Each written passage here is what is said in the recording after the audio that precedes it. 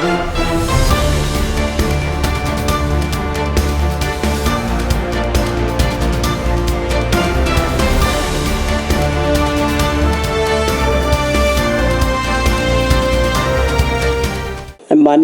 Health minister JP Nadda ji 12 तारीख को और 13 तारीख को शिमला के दौरे पे रहे। पूर्व में भाजपा के राष्ट्रीय अध्यक्ष भी रहे और हम सब लोग इस बात को लेके खुश भी हैं कि हमारे स्टेट से देश के हेल्थ मिनिस्टर हैं। इसकी खुशी हमें और उनका सम्मान भी करते हैं कि इतने बड़े पद पे उनको हिमाचल से काम करने का मौका मिला और अभी भी कर रहे हैं। नड्डा साहब ने जिस प्रकार शिमला में आके जो एक कुछ बातें कही, उसको लेके हमारे लोगों ने, कुछ मिनिस्टर्स ने भी बात कही, क्लैरिफिकेशन हुआ कि क्यों ये बातों को इस तरह से राजनीतिक दृष्टि से पेवर ली। माननीय हेल्थ मिनिस्टर साहब ने इन बातों को प्रेजेंट किया हमारी सरकार पे और माननीय मुख्यमंत्री जी पे कई बातों को लेके उन्होंने प्रश्न चिन्ह भी खड़ा किया। इस बात को लेके ये मैं ज़रूरी समझता हूँ कि उस बात को स्पष्टीकरण भी होना चाहिए और प्रदेश की जनता के सामने सही और वास्तविक स्थिति जानने का लोगों को हक भी होना चाहिए। उस नाते मैं 2-3 चीज़ें ज़रूर इस पे बात करना चाहूँगा आप लोगों के माध्यम से कि जो सवाल नड्डा साहब ने कहे आरडीजी को लेके, कि जो आरडीजी जब से हिमाचल अस्तित्व में आया तब से हिमाचल प्रदेश को मिल रही थी और उसका सबसे बड़ा कारण था कि जब ये राज्य बना था प्रिंसिपली ये बात तय हुई थी कि छोटा राज्य है, पहाड़ी राज्य है, पहाड़ है, जंगल है, नदियां हैं, बहुत कम ऐसा क्षेत्र है जिसमें आप एग्रीकल्चर या दूसरी चीज़ों को आगे बढ़ा पाओगे। तो ये तय हुआ था कि ये ठीक है कि अब राज्य बनना चाहिए, लेकिन ये दूसरे राज्यों के साथ अपने आप को कैसे खड़ा करेगा, उस बात को लेके ये सुनिश्चित किया गया था कि ऐसे राज्यों को, पहाड़ी राज्यों को स्पेशल कैटेगरी और रेवेन्यू डेफिसिट में जो कमी होगी उसको भारत सरकार पूरा करेगी। वो तब से मिलता भी जा रहा था। ये पहली बार हुआ कि रेवेन्यू डेफिशिएंट ग्रांट को जो हिमाचल प्रदेश के लोगों का 75 लाख लोगों का हक बनता था उसको बंद किया गया।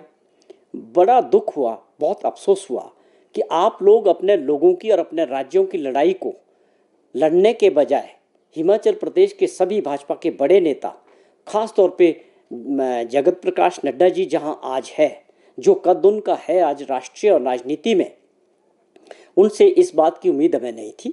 उनको ये होना चाहिए था कि राजनीति अपनी जगह है, प्रदेश का हित सबसे पहले होना चाहिए और उस दृष्टि से उनको इसमें इनिशिएट करके वो मुख्यमंत्री जी को भी साथ लेते, सरकार को भी और विपक्ष को भी, सबको साथ लेके एक वो मीटिंग कॉल करते और प्रदेश की जो लड़ाई थी, ये जो फ्यूचर के लिए बंद कर दी गई है, जो बहुत ही आप समझे कि हिमाचल प्रदेश के हकों के साथ बहुत बड़ा ये आघात हुआ है।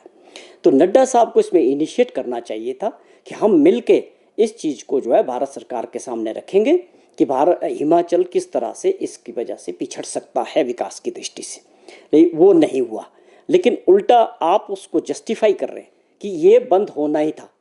हमें इस बात को लेके बहुत आपत्ति भी है और दुख भी है कि आप राजनीतिक दृष्टि से इस तरह की भाषा का प्रयोग कर रहे हैं, इस तरह की सोच रख रहे हैं जो हिमाचल के किसी तरह से भी लोगों के हित में नहीं है। ये बंद होनी थी या नहीं होनी थी, ये कहीं कोई जिक्र नहीं था। फाइनेंस कमीशन में ये बातें हुई। जयराम जी भी 5 वर्ष चीफ मिनिस्टर रहे, उनके समय में आरडीजी मिलती रही और 2 साल उनको वो पिछले कमीशन की थी जब वीरभद्र सिंह जी का राज किया, कांग्रेस की सरकार गई, 2 वर्ष का उनको उस कमीशन का मिलता रहा, अगला उनको 3 साल मिलता रहा।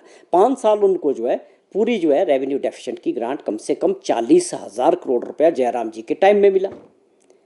आप कहते हैं कि ये कम होनी थी, होना ये चाहिए था कि आपकी अध्यक्षता में मुख्यमंत्री जी को और उनके कैबिनेट को सबको साथ लेके इस लड़ाई को हम मजबूती से रखते तो ये बहाल हो जाना था। लेकिन आप लोगों ने वो प्रयास ना करके उल्टा इसको जस्टिफाई कर रहे हैं। ये अपने आप में बहुत हैरान करने वाली बात है कि इससे विकास को बहुत बड़ा धक्का हिमाचल को लगेगा।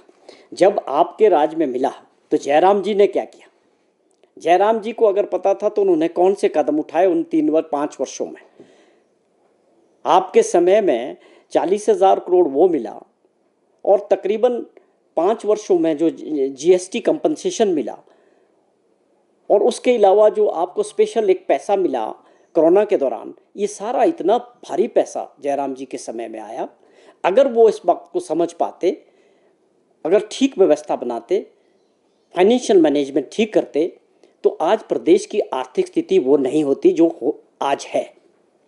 10,000 से 12,000 करोड़ रुपए की सरकारी कर्मचारियों की, पेंशनर्स की जो देनदारी है, वो केवल मात्र पिछली सरकार की गलत नीतियों की वजह से पेंडिंग रही और वो सारी लाइबिलिटी अगली सरकार, कांग्रेस सरकार पे चली गई। उसके बावजूद भी, और जो आपने लोन लिया अलग से 35,000 30,000 करोड़ का, जो मैंने जिक्र किया कि 40,000 करोड़ रुपए का रेवेन्यू डेफिशिएंट ग्रांट आपको मिला, 30-35,000 करोड़ रुपए का आपने कर्जा उठाया, उसके अलावा जीएसटी कंपनसेशन आपको मिला और आपको जो है स्पेशल पैसा जो है कोरोना के लिए मिला। ये सब पैसा मिलने के बावजूद भी आपने कर्जा लिया। कहाँ किया ये पैसा, कहाँ थी वो व्यवस्था? अगर नड्डा जी को किसी से सवाल करना था तो सवाल तो जयराम जी से होना चाहिए था कि जिन्होंने 5 वर्षों तक फाइनेंशियल मैनेजमेंट को पूरी तरह से बर्बाद किया। लेकिन हमारी सरकार और मुख्यमंत्री जी ने उसको सुधारने की कोशिश की, उसमें सुधार भी आया है। आज हम फाइनेंशियल पोजीशन स्टेट की सुधरी और तेज़ी से सुधर रही। लेकिन अगर ये हमारा हक प्रदेश के लोगों का हमको मिलता तो निश्चित तौर पे हिमाचल प्रदेश और बेहतर करता। बड़ा अफसोस हुआ कि गलत ढंग से नड्डा जी को उन्होंने इस बात के लिए स्टेटमेंट देने के लिए राज़ी किया। होना ये चाहिए था कि हम सब मिलके इस लड़ाई को आज भी भारत सरकार के सामने रखते, क्योंकि ये हमेशा के लिए सरकार किसी की भी आएगी, सरकारें बदल भी सकती है, लेकिन ये हक अगर एक बार चला गया तो ये हमेशा के लिए हिमाचल प्रदेश का हक चला जाएगा। तो ये बड़ा दुर्भाग्यपूर्ण था कि इसको इस दृष्टि से पेश किया गया कि जैसे फाइनेंशियल मैनेजमेंट खराब है, हमने बहुत सारी स्कीमें जो हैं दी है यहाँ। मुझे बड़ा अफसोस होता है कि भारत सरकार पूरे फेडरल सिस्टम में पूरे देश के अंदर राज्यों को जो है भारत सरकार से ही स्कीमें बनती है। हाईवेज़ बन रहे, नेशनल हाईवेज़ बन रहे, 4 लेन्स बन रहे, 6 लेन्स बन रहे, बड़े प्रोजेक्ट्स जो हैं, आप समझे, बड़े एयरपोर्ट्स हैं, रेलवेज़ के प्रोजेक्ट्स हैं, सब भारत सरकार करती है। इसमें गिनने वाली कौन सी बात है? ये कोई हिमाचल प्रदेश के लिए कोई विशेष पैकेज तो नहीं दिया, कोई विशेष पैकेज दिया क्या? जब हमको चाहिए था, जब आपदा आई थी, बहुत बड़ा नुकसान हुआ था, आप लोग तब भी इन्हीं पोजीशंस पे थे भारत सरकार में। आप चाहते तो दिल खोल के हिमाचल प्रदेश के लोगों की मदद कर सकते थे। 23 में आपदा आई, 10,000 करोड़ रुपए के क्लेम्स आप लोगों के पास भेजे, आपने उसमें से 2005 करोड़ रुपए भेजे, जिसमें 500 करोड़ रुपए हमारा था, 1500 करोड़ रुपए दिए, वो भी 2 साल बाद दिए। ये कैसी सहायता की, कैसी मदद की, किस प्रकार को गिनना चाह रहे हैं आप? क्या गिनना चाह रहे हैं? 10,000 करोड़ में से 2005 करोड़ आए, 1500 करोड़ रुपया आप लोगों ने सैंक्शन किया, 500 करोड़ रुपया हिमाचल सरकार का उसमें शेयर था। उसकी भी किस्तें बनाएंगे और 2 साल बाद मिला वो पैसा। 23 में 25 में फिर आपदा आई, फिर से कोई सहायता नहीं हुई। देश के माननीय प्रधानमंत्री जी ने खुद आके 1500 करोड़ रुपए की स्पेशल सहायता देने की बात धर्मशाला में कही। आप उसका जवाब नहीं दे पाए कि वो 1500 करोड़ रुपया क्यों नहीं मिला। देश के माननीय प्रधानमंत्री खुद कोई घोषणा करके गए, सहायता करके गए, की बात करके गए, हिमाचल प्रदेश के लोगों से विशेष नाता होने की बात करके गए, और उसमें से कोई पैसा नहीं आते। आप आके हिमाचल प्रदेश में बजाय, एक बात और बताऊं, नड्डा साहब जिस जगह बैठे हैं, अगर वो चाहें आज भी अपना मन बना लें तो हिमाचल प्रदेश के लिए और लोगों के लिए बहुत बड़ी सहायता वो कर सकते हैं, जिन हालात से हम गुजरे थे। और दूसरी बात, एक बात सबसे वैल्यूएबल है कि जब हम कोई काम अपने घर के लिए, अपने राज्यों के लिए करते हैं, जब हम कहीं ऐसी पोजीशन पे होते हैं, तो मुझे लगता है कि उसमें आपका फ़र्ज़ भी होता है वो कि आप उस जगह बैठे हैं, आप अपने प्रदेश के लोगों के लिए कर रहे हैं। और हमें तो ये सिखाया गया कि उसमें गिनने वाली बात नहीं होनी चाहिए कि मैंने ये किया, मैंने वो किया, ऐसी बात नहीं होनी चाहिए। क्यों? क्योंकि वो आपका अपना घर है हिमाचल प्रदेश। आपने राजनीति यहाँ से शुरू की, आपका अपना प्रदेश है, अपना परिवार है ये। आपको बल्कि गिनना नहीं है और मदद करने की, जिस जगह आप बैठे हैं आप और कर सकते हैं। हमारी सरकार को साथ में लेके आप उनका सबका सहयोग कर सकते थे। लेकिन आप जब हम अपने परिवार के लिए, अपने गांव के लिए, अपने राज्यों के लिए, अपने लोगों के लिए कुछ कर पाते हैं तो वो प्रभु की कृपा होती है कि आप कुछ करने लायक होते हैं। लेकिन उसको गिनने के लिए आपके पास देश के और बहुत सारे राज्य हैं जिसमें नड्डा साहब अपनी योजनाओं को और सरकार की चीज़ों को गिन सकते हैं कि हमने ये पैसा दिया है, ये योजना दी। मुझे ये अच्छा नहीं लगा पर्सनली कि आप अपने राज्यों में, अपने घर में आके चीज़ों को गिनाएं। ये मुझे थोड़ा सा बड़ा अटपटा सा लगा। आपने जो किया होगा उसके लिए भी हम आपका आभार करेंगे। लेकिन दूसरी बात आपने एक जिक्र किया, आपसे जब प्रश्न पूछा गया कि हमारी सरकार ने लाखों कर्मचारियों को ओल्ड पेंशन स्कीम से जोड़ा। जब ठाकुर जयराम जी की जब सरकार रही, लगातार प्रदर्शन होते रहे हिमाचल प्रदेश में, कर्मचारी लाखों की संख्या में अपने अधिकारों के लिए, पेंशन की लड़ाई लड़ते रहे। जयराम जी की सरकार ने उनको सुना नहीं, उनकी बात को इग्नोर किया और उस पर ध्यान नहीं दिया। लेकिन हमने जो बात कही थी, हमने उस बात को पूरा किया। आज वो एक मुद्दा बहुत बड़ा बर्निंग मुद्दा हो चुका है दोबारा से कि जिन लोगों को ये सुविधा मिल रही है, आपकी सरकार का क्या इसमें स्टैंड है। ये प्रश्न जब नड्डा साहब से पूछा गया तो उन्होंने उस बात को टालने का प्रयास किया कि हमारी नीति 2022 की है। आपकी नीति तो साफ है कि आप तो आपके राष्ट्रीय स्तर पे भी, हर स्तर पे भाजपा जो है ओल्ड पेंशन स्कीम के खिलाफ है, और जो राजस्थान में भी पिछली सरकार ने दी थी उसको भी आपने ख़त्म कर दिया।